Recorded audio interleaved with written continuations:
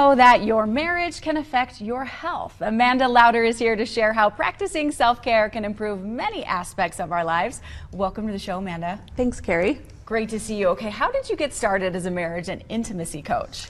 Well, intimacy was a really hard part of my first marriage. And so in an effort to make things better, I began studying really in depth about marriage and intimacy. And the marriage got better, but it was still really hard, and so we ended up divorcing. And when I married my second husband, then I knew that I wanted to continue to make the marriage great, so I kept studying. And then I found coaching and thought that would be the perfect area of focus because I had so much knowledge and I had seen my own transformation. Yes, and you can help other people now. Okay, what are Yes. some common misconceptions of intimacy in a marriage? Yeah, I think the biggest one is that it should just be natural. It's not natural for very many of us.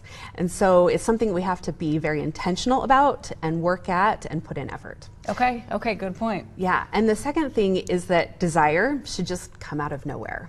It doesn't for most women. Actually, for most women, desire is very intricate and is very affected by biological factors like hormones and neurotransmitters, by psychological factors like belief systems, thoughts, emotions, and relationship dynamics, and then sociological factors, what you learned in your family and religion and the culture at large. All of that affect desire. There's a lot behind it, I can see. Yes. Okay, that makes sense. Now, how does a woman's health impact her marriage? I mean, we don't really think of that, right? No, we don't. But for most households, the woman is the heart of the home.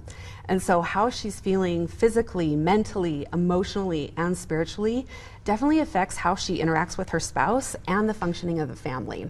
So we have to really look at all of those different aspects in how she's working with her family and with her marriage.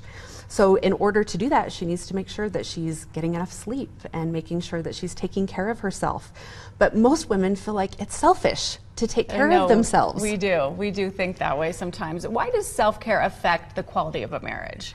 Well, because how we interact with our family matters, right? So if we're not taking care of ourselves, we don't have as much to give others. But the more we take care of ourselves, the more we actually have to give others. Oh, that is so true. We got to fill our cup first sometimes. And what are the 3 tips to start improving your marriage? We have about a minute left. Okay, so the first tip is to look at yourself. It's often really easy to blame your spouse for everything, but you really have to look at how you're contributing to the dynamic. You can't change other people, but you can change yourself. That's true. Okay, the second is to look at how your emotions are affecting things, right? Are you getting triggered? Are you avoiding things in your marriage that need to be talked about because it's uncomfortable? That's the second thing. And the third is to watch the stories that you're telling yourself, because a lot of times we tell ourselves stories that aren't actually true. Oh, Amanda, these are really good tips. You mean we're emotional sometimes? Just a little bit. Go figure. Okay, where can we go for more information to follow you? Yes, you can go to my website, amandalouder.com, and that links my podcast and my Instagram and everything I have to offer. Okay, thank you so much for all the tips, Amanda. It's great to see you. Thanks for being here. Thanks for having me, Kari.